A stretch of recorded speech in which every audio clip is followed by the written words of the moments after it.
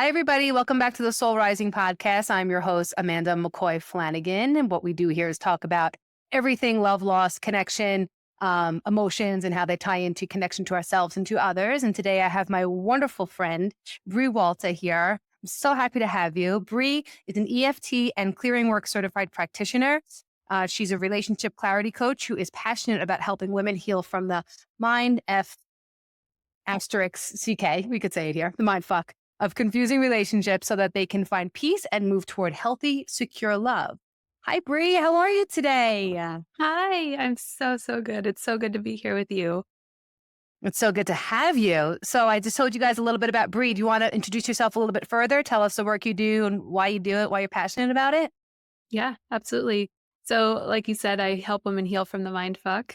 And I use that word very intentionally because coming out of toxic relationships, whether it's just with somebody who you're not compatible with, or it's full blown, you're with a narcissist or narcissistic person, it can feel so confusing on how you ended up there, how it took you so long to leave, why you didn't leave after you saw the first 17 red flags. There's just so much wrapped up into those relationships and grieving those types of relationships in order to heal and move forward.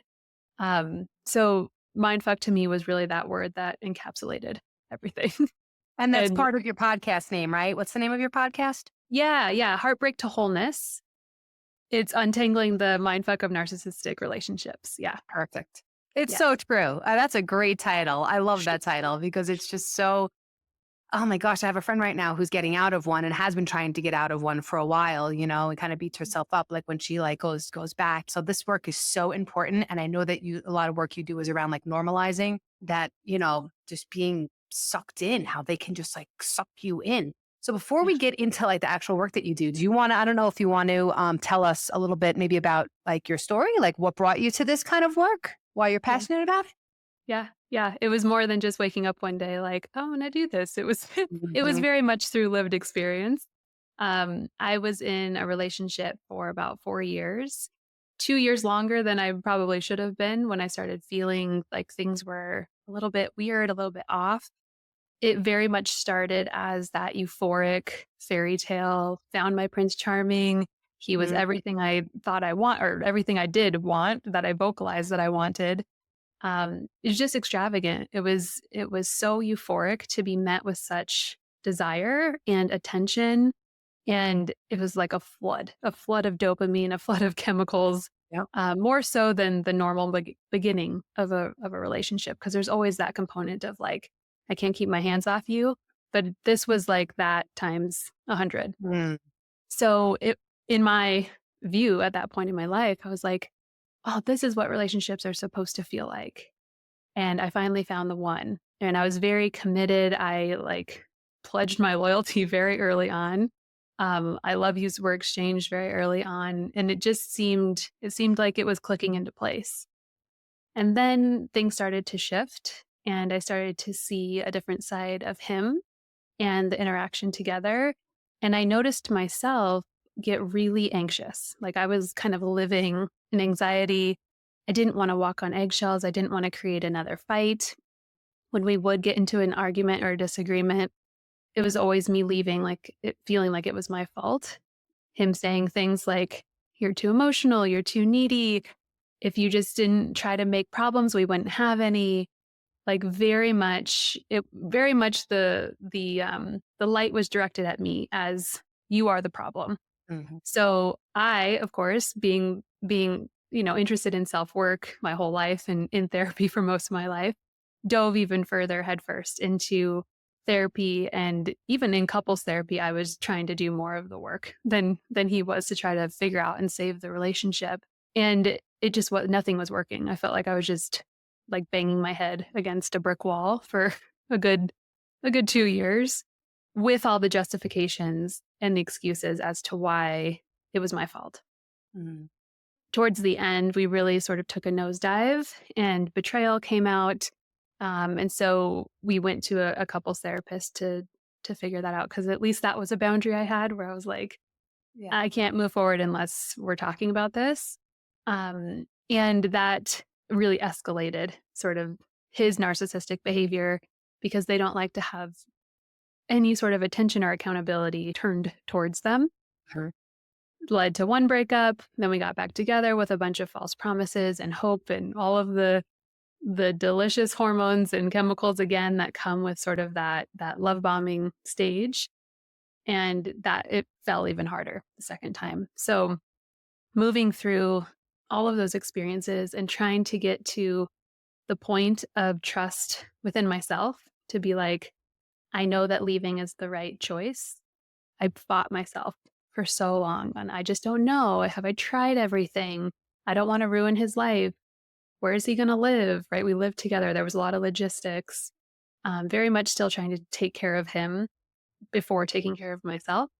Mhm. And it finally came to a head that I couldn't ignore and healing from that experience, trying to make sense of the whole cycle of things that I experienced with him and the narcissistic abuse that really amplified afterwards was so confusing. I was like, how can I miss this person one day and be filing a restraining order the next day? Yeah. Like it was so back and forth. My emotions were all over the place. And thank God I had a wonderful therapist and really, really supportive friends, which is not always the case for people. And even with that, I was really lacking the I've been there too type of person. That's like, I was in this, you're going to be okay. You're not crazy for thinking these things. You know, they were supporting me the way that they could, either the professional limitations or my friends and family just not having had that experience. Mhm. So when I got through that, I was like, I need to help other women figure this out. And I know what I needed. So I created a program around what I needed. And that's the way that I coach my women now in supporting them in a very safe, non-judgmental space that they can come when they are having second thoughts, when they do go back. Many of my clients go back once or twice or three times and then, Mhm. and then finally see the light more or less of I don't want this person in my life anymore. But it's a process and it takes some time to move through the understanding of what the relationship is, finding clarity about who you are in that relationship and why you're immersed in these patterns with this person. So we do a lot of deep diving into our past and untangling beliefs and all the things that get wrapped around, those intrinsic subconscious parts of us that operate, that take the wheel and make us do these things, stay in these relationships, and we're like, why am I doing this? I rationally know this isn't right. Mhm. Do you think some of this goes back to childhood and the Oh, messages that we receive? yeah, so much. I mean, all of my work with clients goes back into our early attachment wounds because our relationships, our romantic relationships in adulthood, are the closest replica to our closest attachment figures when we're young. Which is Mhm. why when we start to get closer to somebody romantically, we start to feel all of our shit come up, or we Yes. start to feel really anxious all of a sudden about losing this person, or we start to believe that we're not good enough when we entered the relationship with a lot of confidence, right? Mhm. It's like Yeah. all of Mhm. those early woundings become very sensitive when you're in another dynamic that's creating an attachment. Yeah, and you mentioned not trusting yourself enough to leave. Like, what's wrong with me? Like, is this really true? Or am I making this up? Or am I not seeing this clearly? Right. And questioning yourself. Yeah. Do you think that's because what we learned in childhood is so true to us and like so real? So, Mhm. like, that is kind of that's maybe the confusing part. And I'd like you to tell us why it's so confusing. But to me, it makes sense that it would be like, well, that's what I always knew to be real and true and right. So now if this is coming to me in this other way, then it has to be me. There has to be something wrong with me because there's nothing wrong with that dynamic. It's me. Does Yeah. that make Yeah. sense? Yes, there's so many reasons why. One of those is if we've grown up in some sort of chaos or some sort of dysfunction in our childhood, we that's what we know. We know relationships to be painful, we know relationships to be hard. Maybe we witnessed our parents fighting a lot or being verbally abusive to each other or physically abusive. That's sort of our familiar baseline of what I can expect from another person. And in addition to then the beliefs that get created around my needs don't matter, I'm the rescuer, right? A lot of my women are in that rescuing role. They take care of everybody else. They have no needs. Yeah. They've been programmed through society, through being a woman, Yep. through their past, their generational trauma, that this is the way that you do things. Mhm. And so to have needs in the first place feels foreign and feels like they are being ridiculous or being bitchy or whatever the belief is around boundaries or around needs. So we're fighting uphill in a lot of ways based on our past. And then Mhm. once you're in the relationship, if you are with somebody who is gaslighting you, that adds Mhm. another layer Mhm. because their intention with using that manipulation tactic is to make you believe that everything is your fault and that your reality isn't real, which is convenient for them because if you believe it's your fault, they don't have to take accountability. Mhm. But it happens in very subtle ways and it chips away the trust in yourself. Like, did that really happen? Did I really say that? And it chips away your self-confidence. So when that happens for a period of time, we don't even realize that we don't have that self-worth anymore of with whatever we started with in the beginning. So there's a lot of pieces that go into that confusion and into why it's hard to leave. Mhm. Mhm. Can you tell us about the stages? Because there might be women who are listening to this and might be questioning if they're like, I know we throw the word narcissist around a lot. Yeah. And right, like to be a true narcissist, you have to fit like five, diagnostic criteria and it has to be like legit, like diagnosable. So can you help women maybe by talking about the stages for them to identify, hey, am I with a narcissist or is it just me? Yes, yes. A very important distinction there is there are narcissists, like full on narcissistic personality disorder. And then there are people with narcissistic tendencies. And so it's on a scale of full blown to some intensity to just a few traits. Okay. So the stages are helpful just to be able to sort of formulate for yourself like, does this feel familiar? Have I Mhm. been in this in some capacity? Because it might feel more intense and more glaringly true if you've been with somebody with NPD, but these stages happen in all narcissistic relationships. So I know for me, I had no idea what narcissist or who they like, what that meant when I was coming out of my relationship.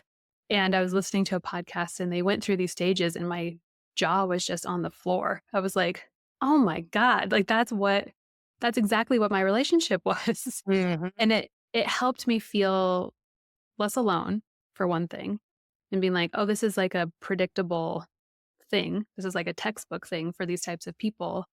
And it helped me be able to set some sort of framework around what I had experienced and see that it wasn't just my fault, that I wasn't the crazy one. That, of course, I contributed to the crazy because you're in Yeah. the toxic dance together. Um, but I wasn't the sole per, like reason, and I wasn't the narcissist because that was also a question that I had. I'm like, maybe I'm Wow. the one who's creating all this stuff and it's my fault. So, yes, happy to go through the stages.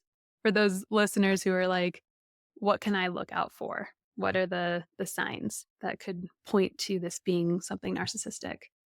So, the first stage is love bombing, and I touched on this in my story where it's this exaggeration of desire and admiration. It feels very much like a sugar rush versus a healthy meal. Mhm. So if you think about what it feels like to eat a bunch of sugar on an empty stomach, you like skyrocket and you're having the best time of your life and you have all this energy and you're running around crazy. It's euphoric. And then you dump. Right? It's like, Mhm. Mhm. it's not a sustainable way to live. So when we're in the love bombing phase, we're being just poured on with all of this. I love you so much. You're the most amazing woman I've ever met. You're my soulmate. It can look like texts all day long of them declaring their love or their dreams about you, their dreams about your future. It's Mm. just it's a lot. Too much too fast is like the Red flag. tagline. Yeah. Yeah. Yeah. The tagline of the love bombing phase, because it's a lot to take in, but it feels really good at the same time. So that's where the justification comes in of like, oh, I must just not have felt this type of relationship before. This must be what love really feels like. So in the love bombing phase, you want to ask yourself, like, are we on pace with like the depth of our relationship? So if they're saying, I love you, if they're saying they want to move in together and they haven't even met your best friend, they maybe don't even know your middle name, right? They don't know these things about you. It feels weird. It feels like the stages are sort of off or escalated. Hmm. So Okay. they're using the fast paced and they're using the level of dopamine in your brain in their favor to manipulate you to create that bond. Okay. So it's not moving at a realistic pace. Taking you on vacations, buying you expensive jewelry, like proposing, those are all things that happen in relationships. But if they're all happening in this amount of time, that's Mm, something to be aware of, to start to think on and question yourself around. okay. So there's not a lot of substance. There's a lot of fun, there's a lot of excitement, there's a lot of sex, there's a lot of like intense desire, really is what it feels like. You just can't get enough of that person, Hmm. but there's not the same amount of depth that's happening to start to create those roots. Okay. So that attachment isn't really grounded in something Yeah. lasting, or like the foundation isn't built yet. You're kind of putting the cart before the horse. Yes. Yes. Okay. Yeah. It's kind of like you're floating. You're floating together in this like magical euphoric Chemicals. land. Yeah. Yeah. All chemicals. Yep. Yeah. And a lot of times in this phase, the person who is love bombing you will want to know like your deepest secrets, will want to know your biggest vulnerabilities, will want to know what like they'll ask you verbatim, like what do you want in a partner? What do you want in a man? And then they become that exact thing. Mm. Hmm. So this stage is a lot of data gathering for them to Okay. use these vulnerabilities and these sensitivities against you later, which sucks to say that and even like think about that somebody is conscious of doing that. But it's a lot of them wanting to know your deepest wounds and not an equal sharing of I'm going to share a little bit and then you're going to share a little bit Mhm. and then we build trust and then Okay. I decide if I feel safe and then I share a little bit more, you share a little bit more. Like it's not that. It's just I'm Boom. diving headfirst into everything about me. I'm just opening myself, my legs, everything, just fully trusting this person without them having gained trust. And that feels really good, I'm sure, for the woman, because it's like, wow, they're paying so much attention to me. They want to know everything Yes. about me. They're so interested. And maybe you didn't get that so much growing up or whatever. So now this just feels like finally I'm getting, like you said, finally I'm getting what I need. And you Yeah. used the word conscious. So I've always wondered, and I'm glad you said that word. Is this something that is like premeditated, that they're like conscious of? There's debate around that. So people who have the NPD diagnosis, it is more assumed that they are intentionally playing a chess match with you, right? They're intentionally moving these pawns of people in their life in order to gain the power and the validation. Okay. With people who are have narcissistic tendencies, a lot of this is coming from a coping strategy for them. They don't allow themselves to become vulnerable with their partner because empathy and attachment are not safe.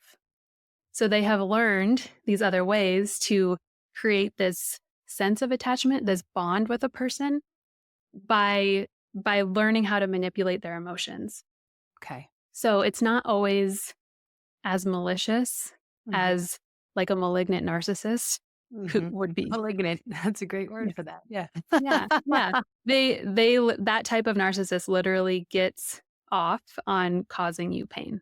So what they're doing is very intentional, it's very premeditated, and they like seeing you suffer, more or Oof, less. it's terrible. It's tough. It's tough to realize that people can be like that. Yeah. Yeah. Yeah. Maybe that's why people that are in those relationships deny it so much, because they don't want to Yes. really see and Yes. accept the fact that there are people out there like that. Right. Yeah. I know that I was super naive. Like I thought those types of people were in the movies, right? I liked Mhm. psychological thrillers, and I Mhm. was like, that's cool to watch, but that doesn't happen in real life. Mm. Even so far as cheating and lying, I was Mhm. like, "Oh, I've never experienced that firsthand." So I just assumed that people don't actually do that, right? Like, or Yeah. that I wouldn't experience it. Yeah. And then you get into these situations with these people and you're like, "Oh my God, like we're on different planets. We operate from completely different value systems if they even have values." And Yes. it's very eye-opening. Yes. Yeah. So what's the next stage after the love bombing? Yes, we go into devaluing next. Okay. And this is where you start to feel them sort of pick away at you. You start to feel the little critiques, the little passive aggressive compliments. So let's say in the love bombing phase, you shared with them that you had an eating disorder when you were young, and they start making some backhanded comments about your weight in the Mhm. devaluing stage. Mhm. You used to be so confident and sexy, right? You used to do these things, and Mm. it's not so blatant like you're fat, go to the gym. Mhm. It might be later on in that stage, but it's sort of these mind games of planting seeds that you're not enough. You're not good enough. Something's wrong with you. Gaslighting can come in during this Uh-huh. stage. So, Uh-huh. again, gaslighting's definition is just a manipulation of your reality, making you believe something that they want you to believe versus trusting your reality. Okay. Does that make sense of what Yes. that? Yeah. Yes. So, so for listeners, it can look like them twisting a conversation and being like, "Well, you said that. Don't you remember?" Mm. And you being like, "Fuck, did I say that?" And Mm. it's not Yeah. so ridiculous that you're like it's not so ridiculous that you don't question it. Gotcha. Yes. Yes. And because it's coming from somebody that you've created this bond with, there's a sense of trust that you've put in this person. So there's also a part of your brain like, "Well, why would they try to make me believe something that didn't happen? It must be me. Mhm. It must be my misunderstanding or my misremembering." Yeah. Yeah. And you don't question them as much because you have them up on this pedestal. Yes. And if you question them, then there's something wrong with them, right? Like if you Yep. admit this, then Yep. it's like, or maybe what's wrong with me that I picked them? Yeah, and for them, if we do start to question, start to turn a little bit towards, like, feeling like this doesn't feel right and trying to bring something up, it will get spun right back being your fault Yep. because they cannot take accountability. They will not take accountability.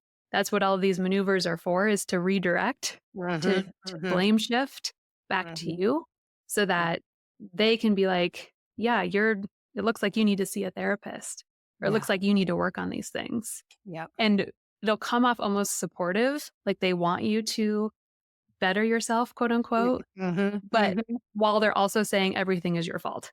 Yep. Yeah. I'm thinking about my friend in this marriage she's out of, but still entangled with because of her children. Yeah. And everything you're saying is like, yes, yes, yes. Like that's exactly what he does. Yeah. And if you do start to question them, you might also get that backlash or that guilt trip from them of, "Well, why would you even believe that I would do that after I've done all of Mhm. this stuff for Mhm. you in the love bombing phase? Yep. Yep. After I've declared my love, after I've let you move in with me, after I've proposed," right? It's like they throw all that back in your face as, Yep. how dare you think Uh-huh. that I could lie to you or whatever you're questioning them about because I've done all of this for you. Mhm. So Wow. then we feel even more guilty for even having the thought because we're Yeah. like, "Oh, he is a really great person. This is my fault." Yeah. Oh, Yeah. crazy. Yeah. The pedestal pudding is part of the design of love bombing so that we question even further our sanity, our reality. The pedestal pudding. I like that. Probably not the correct grammar, but No, it's awesome. I love it. Tell it like it is. That's exactly yeah. what it is. Yeah. This So stage is then, really that beginning of lowering your self-esteem and your confidence. It's really when we start to question ourselves, start to blame ourselves. We're out of the honeymoon period mhm. and now shit's like sort of starting to happen, but we're trying to deny it. Do you think that women come into these relationships with self-esteem and self-worth to begin with? Maybe some come in lower and they kind of subconsciously sense this stuff. What do you think about that? Mhm. Yeah, it's an interesting thought because a lot of my clients and myself included, and I was very successful in like every other part of my life. I was doing really good professionally. I had great friendships. Like it seemed like I had my shit together and was very confident in other parts of my life. Uh-huh. But in that specific attachment, again, where you're starting to let this person in and then all your childhood shit is coming up, I felt very insecure and very unconfident in that relationship. So Okay. we can be badass leaders. We could lead communities Yeah. and companies and all these things. And then it be even more confusing why we feel like we don't have confidence in Mm, relationships. okay. So it stems back to our childhood, to Yeah. our attachment wounds in our childhood. Okay. That makes Yeah. sense. Yeah. So So what's the next part? yeah, so after the devaluing, after they're chipping away at you, then they discard you. So it's important to know that with a narcissistic relationship, it's a relationship that's based in power and control, Mm-hmm. not in love and connection. Mm-hmm. So what they are trying to get from you is power and control.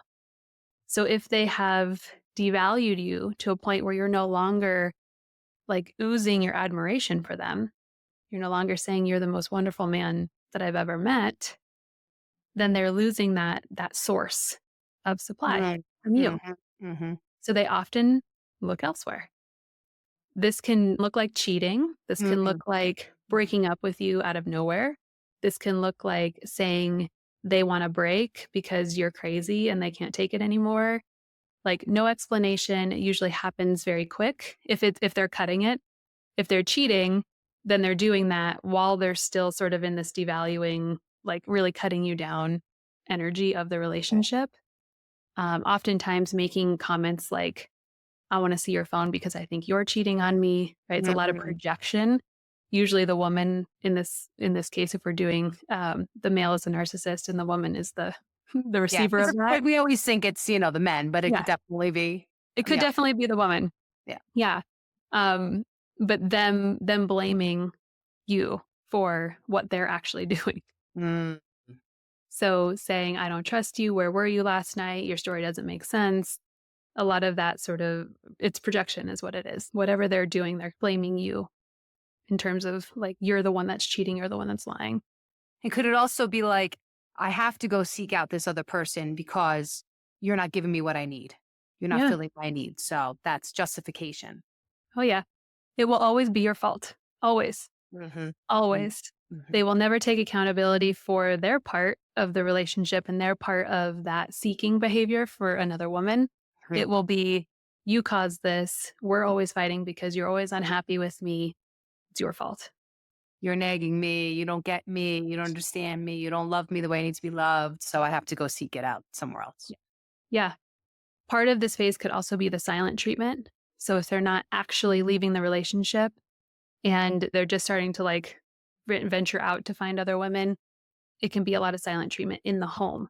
So you guys could still be in dynamic with each other, but not, there's no communication.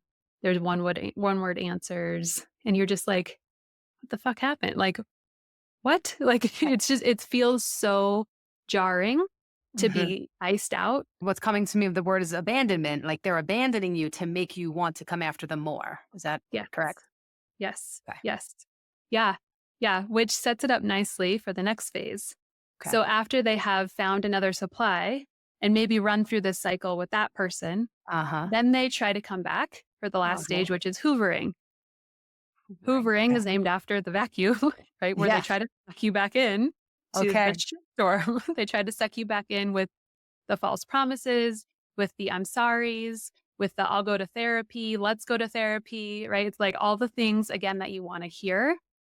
It leads directly back into the love bombing phase again. Mm, So we get into this cycle of getting a reward after feeling so discarded and abandoned uh-huh. that Okay. we take whatever they're promising Mhm.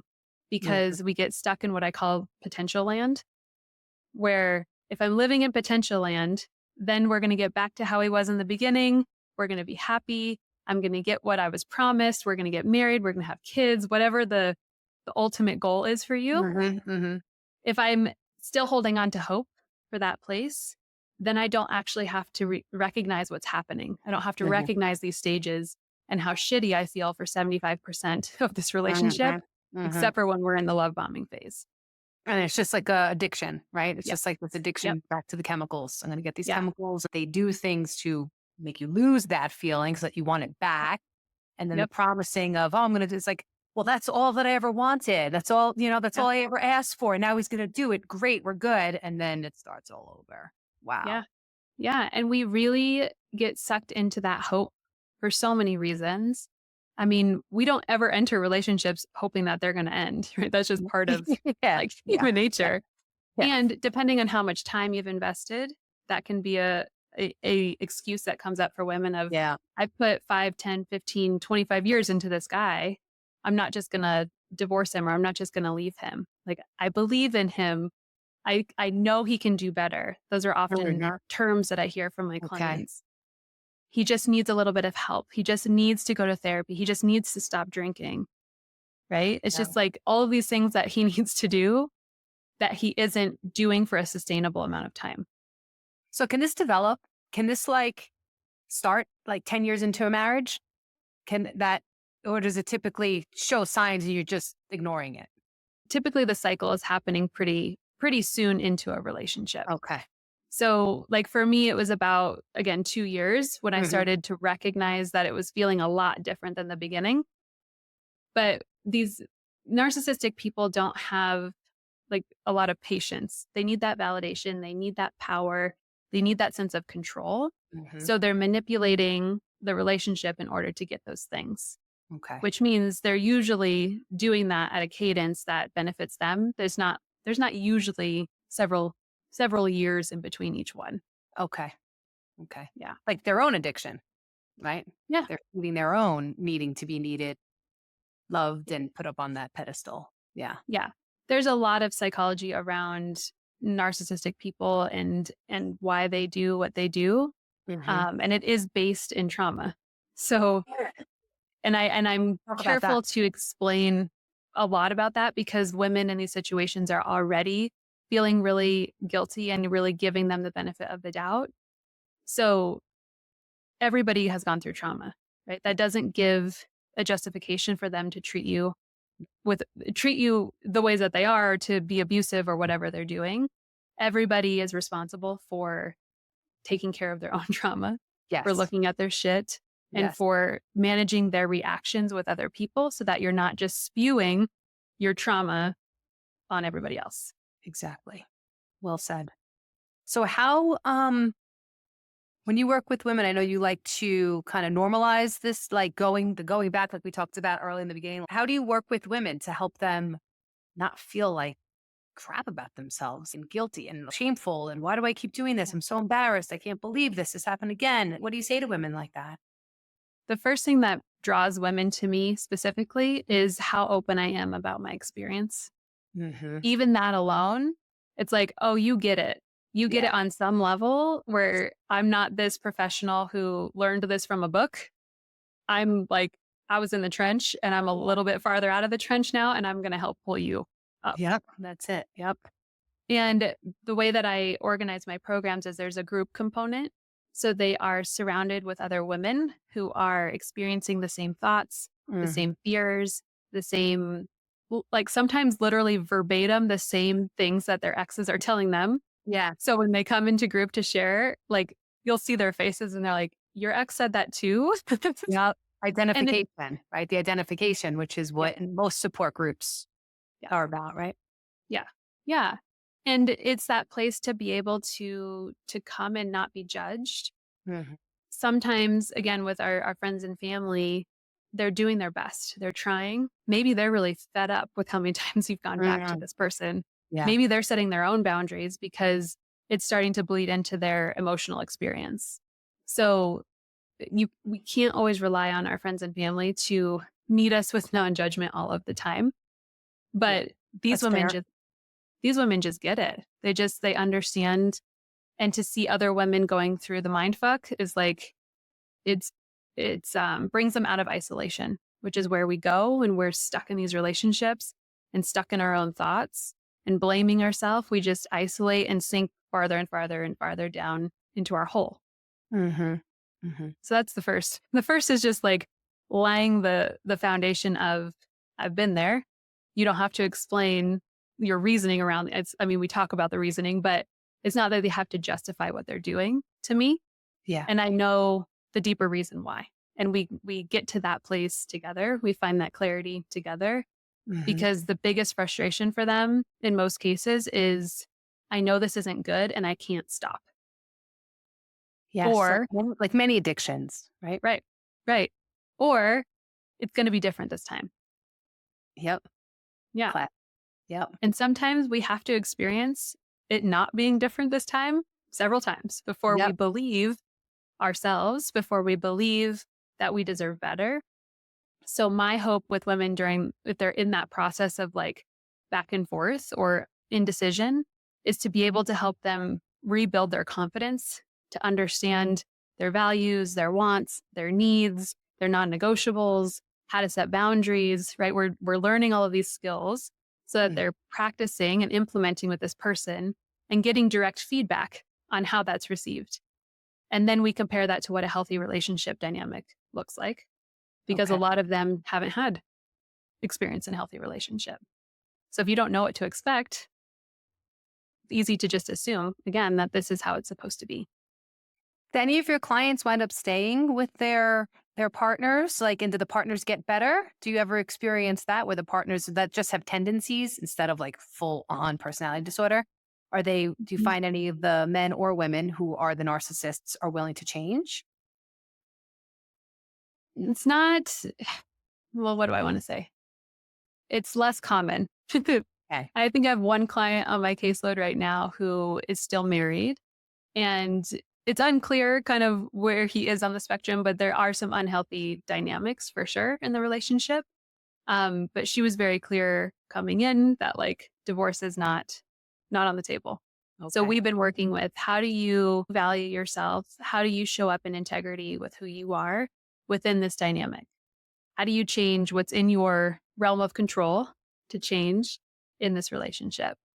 So most of the time women are coming with some amount of knowing in them, like this isn't this isn't good, but I'm not ready to see that yet, and Hmm. or I'm not ready to move on from it yet. Hmm. So we're working with sort of that piece of building the trust within themselves of what do you need to be able to feel certain that you want to stay or certain that you want to go.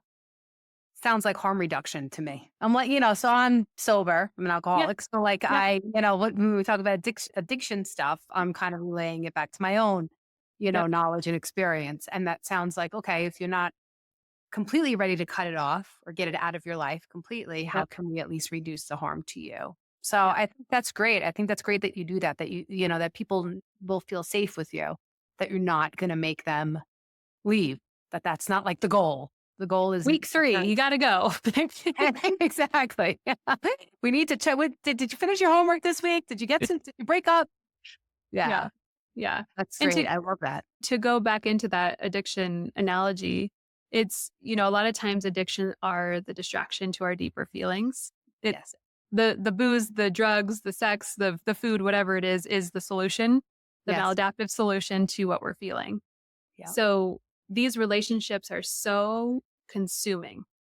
Like you spend 99.9% of your energy trying to figure out them, trying to figure out the dynamic, trying to be hyper vigilant in your environment, that you're not stopping to be like, how do I feel?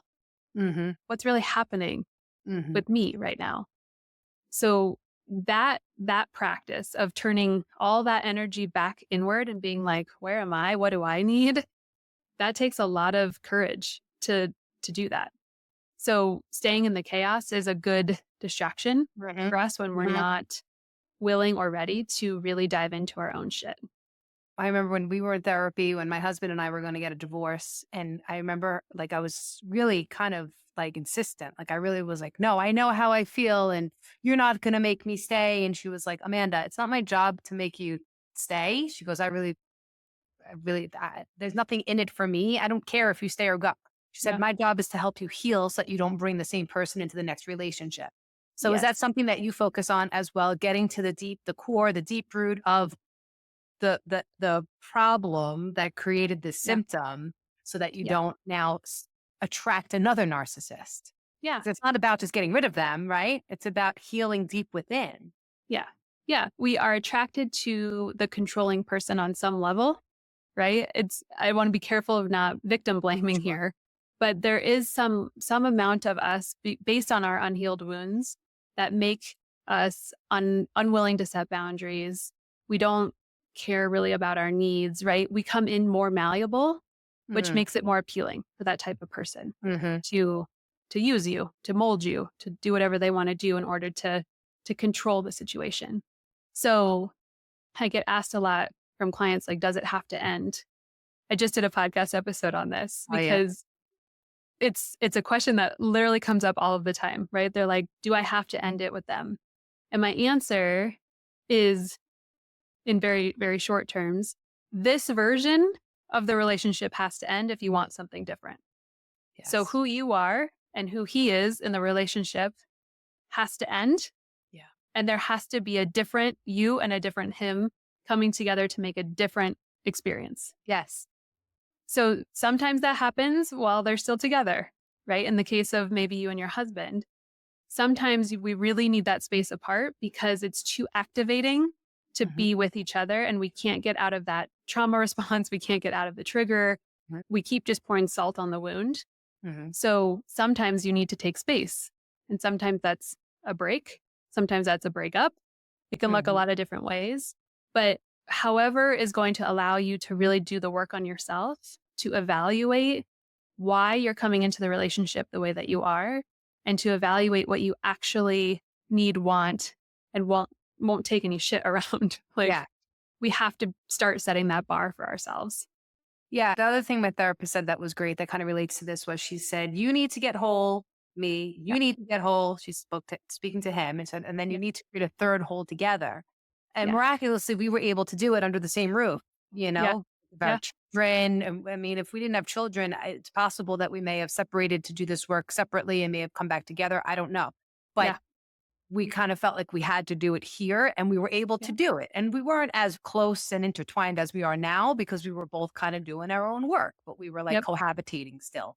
That's a great point that you need that, whatever that space looks like to you Yep. to actually not be so distracted or confused or right. Like it's so hard to try and heal yourself when you're being bombarded with Yeah. these messages that are Yeah. making you doubt yourself over and over and over.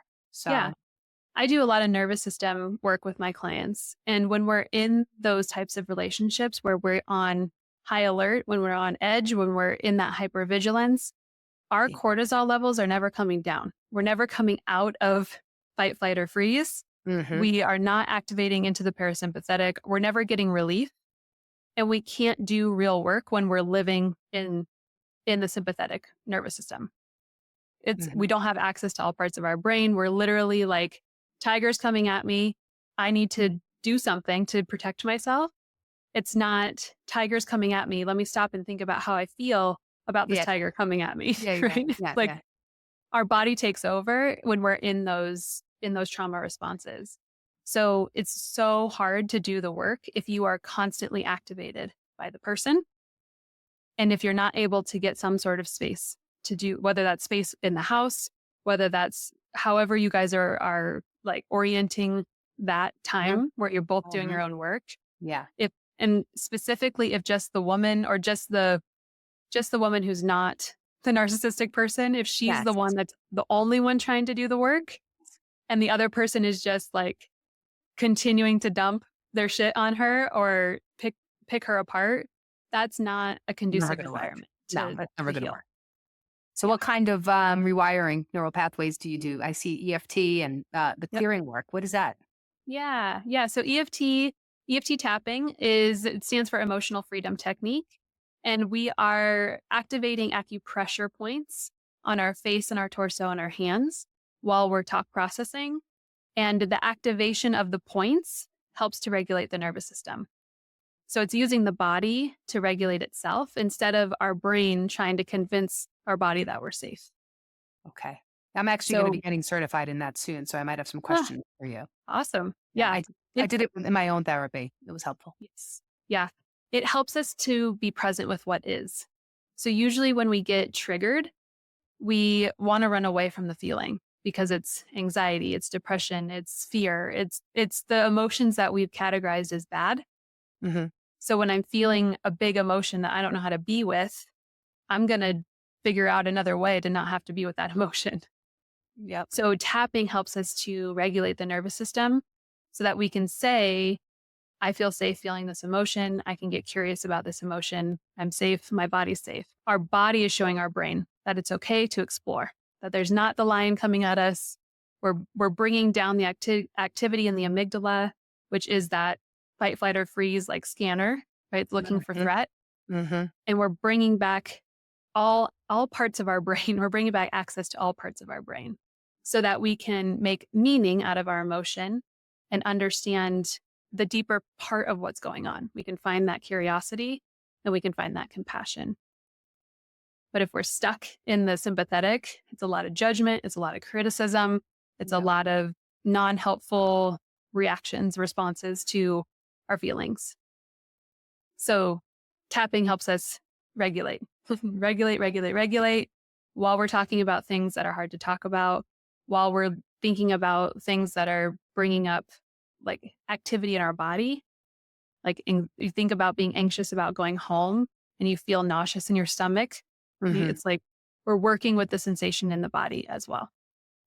So my understanding, the way that she did it with me, was you'd go through like one round of like the negative story, if you will, the limiting story, and then you do Mhm. like a neutral. Then you go through it again with like a neutral story, and then you go through it with like a positive story and reframing the eyes and the. Can you maybe just tell our listeners a little bit more what the process looks like? Because it's very interesting. Yeah. It's kind of Well, new. Like, people have been hearing about it. They might just not know what it is. yeah. Yeah. She might have a different way of using the modality because I'm not familiar with the eyes or the necessarily like the three different phases. Okay. But what happens in session with my clients is we stay with the feeling as Hmm. long as it takes to be able to find compassion around the part of us that's experiencing that thing. Okay. So it's not throwing affirmations at something. It's Hmm. not telling ourselves that we're wrong for feeling the thing. Hmm. It's tapping while we're naming what's present, while we're naming the negative. And then we naturally move into, okay, I can recognize this as a part of me that's feeling anxiety.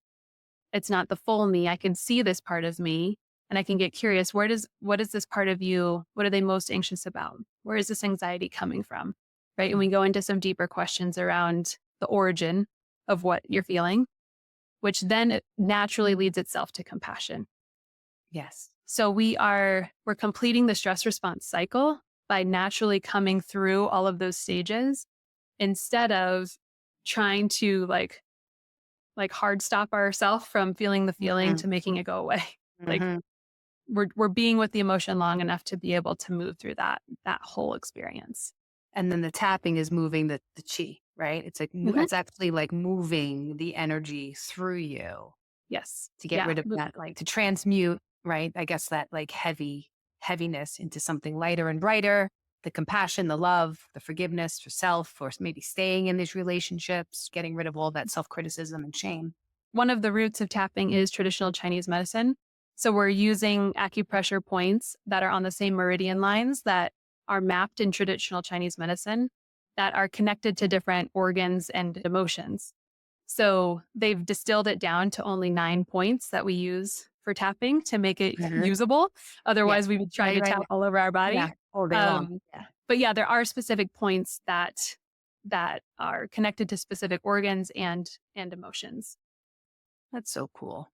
Yeah. I love all this stuff. I love that we're living in a time when we have access, Yep. we have studies Yeah. and experiences. And I always say it's a really tough time to be alive, but it's also a really exciting time to be alive because we have all these modalities and we have Yes. people like you and like me and like so many other people out there that have had these experiences and are willing to talk about them in an effort to try and help other people heal, which then Yeah. I believe is completely related to the planet. I think we're all being called to heal ourselves and help heal others to help the planet, but it's a whole other podcast. Yeah. Yeah. Yeah. So The is there anything else sorry, were you gonna say something? well, for people listening, if they have been in talk therapy, traditional talk therapy, and they're feeling like I've been in therapy for years, this isn't working, it might be time to incorporate in a more somatic modality, whether that be tapping, whether that be EMDR, brain spotting, right? It's getting the body involved in the healing and helping to regulate your nervous system while you're moving through these big things. Otherwise, we stay in the analytical place out of safety. Hmm. Like, I know how to be here. I know how to say what I'm feeling. I don't know how to feel what I'm feeling. Yeah, yeah. So I know people who've been in therapy for years and years for their trauma and talk therapy, Yeah. and they just get worse. Yeah. We know now. We finally know now. I don't know how, 5, 10, 15 years. I don't know we've been talking about it, but it's like you do not heal trauma by reliving trauma. You just carve those pathways further and further every time you put yourself in those situations. So I'm sure it helps in addition to, right, if you have the right therapist, if you have the person that knows how to work with you with that. But Mhm. yeah, it's all about the rewiring of the neural pathways. And I'm so glad that we have these modalities available now because it's going to help people get there a lot quicker, right? Like we could probably think our way into this kind of stuff, but it might take 20, 30 years when we can do some healing much more quickly, Yeah. get ourselves Yeah. out of that pain more quickly. Trauma is stored in the body, right? Mhm. It's a frozen energetic charge around an experience that we've had. So we have to go back into the body to discharge that feeling. And that means going into that feeling that we have been avoiding. Yeah. So we have to do that in a very safe way with a practitioner and with a modality that helps our nervous system at the same time, Mm. or we're going to get flooded and it's going to be bad.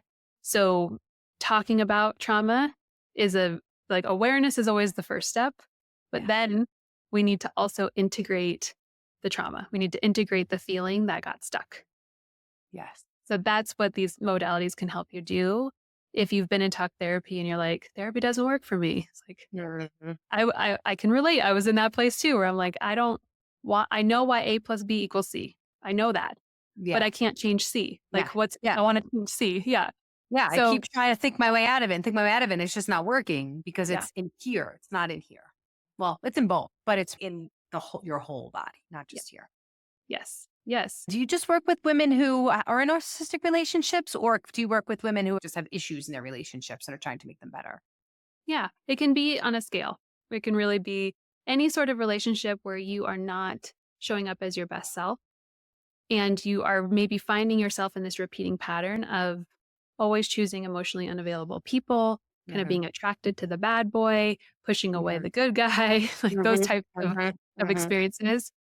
Or you're in something that you know on some level doesn't feel awesome, but you don't know if you want to leave, you don't know if you want to stay, or if you've exited something that you're like, what the fuck was that? That's a good indicator that I'd be a good fit for you. That's awesome. Yeah. So Yes. tell everybody where they can find you. Yeah. So my website is brewolta.com. On there, you'll find a couple different freebies, but there's a good one if you are like wondering if you have been in a love bombing situation or if you're in a love bombing situation. It's called The 3 Ways to Recognize If You're Being Love Bombed. So you'll see that on my website. That's a freebie. I also, for podcast listeners, give a discount on my self guided course. So I have a course that you can go through completely on your own. It's called Find Yourself Again. And this is really good. Also, if you're on the post phase of a narcissistic relationship where you feel like a shell of yourself, you don't know who you are anymore, your confidence is very low, and you just want a little boost to try to get back into your body and into the experience of who you are outside of that other person. So I'll give you the link for that, and then you can use the code podcast10 to Okay. get 10% off for any listeners here.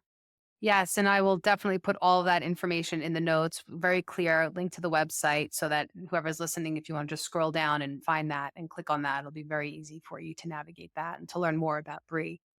Any last words of wisdom or I don't know, tip or tool or something you want to leave people with? Have compassion for yourself. Please, please, please, please have compassion with yourself as you are sitting with your feelings, as you're trying to figure out where you are, as you're thinking about the relationship that you've been in or are in. We're always in the exact right place that we need to be at Mhm. the exact right time. So if you are just coming to this realization and you're 40, 50, 60 years old, you're like, maybe I need to do some work around my relationships. Mhm. Don't beat yourself up for the years that you hadn't had that awareness yet. Yeah. We can only heal through compassion. We can't judge ourselves into healing. Yeah, totally. That's beautiful. Well, thank you so much for being with us today. You're an Yes, thank excellent you guest, so and it's much. so good to see your beautiful face. And I hope people reach out to you. And please go follow Bre, learn about her work. We all deserve to be free. We all deserve to be loved and appreciated and have that equal exchange of love. You all deserve it. And I love you all. Thank you all for listening. And we'll see you in a couple weeks. Okay. Bye, Bre. Bye.